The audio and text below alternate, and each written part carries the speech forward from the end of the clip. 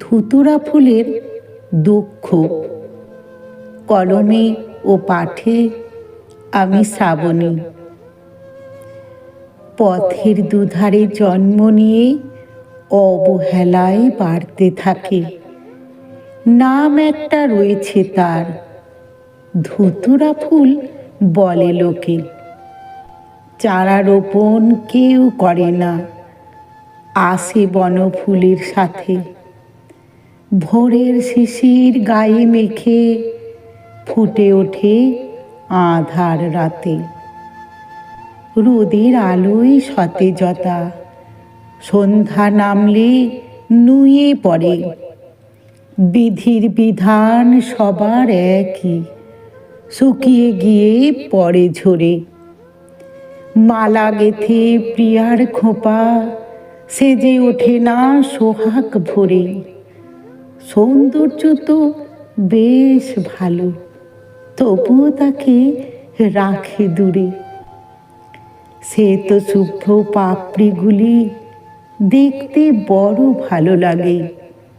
মহাদেবের বড় প্রিয়, ধুতুরা থাকে সবার আগে। বিষে ভরা ফলটি তবু দেবাদিদেব মাথায় রাখে। নীলকণ্ঠের দয়ায় ধুতুরা ধন্য করে জীবনটাকে। বিবাহ বাসরে স্থান পায় না, গন্ধ নেই যে বুকের মাঝে।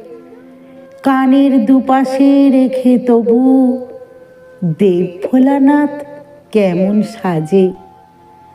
ধুতুরা পাতার গুণের কথা দেশ শুদ্ধ সকলে জানে।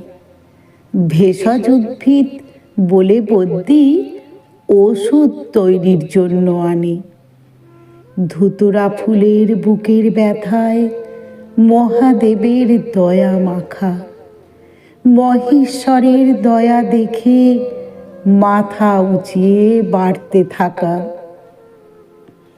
শিবরাত্রির পুজোর দিনে কিংবা চড়ক গাজন মেলা, সন্ন্যাস ব্রত পালন করে ভক্ত পরে ধুতুরা মালা। মহাদেবের এত দয়ায় দুঃখ পায় না আর ধুতুরা। মানব জাতির ব্যবহারে কষ্টগুলো আজ অধরা। পুরোহিত মশাই যখন সাজায় মহাদেবের পুজোস্থলে, আনন্দ মনে প্রণাম জানায় ভোলানাথের চরণতলে।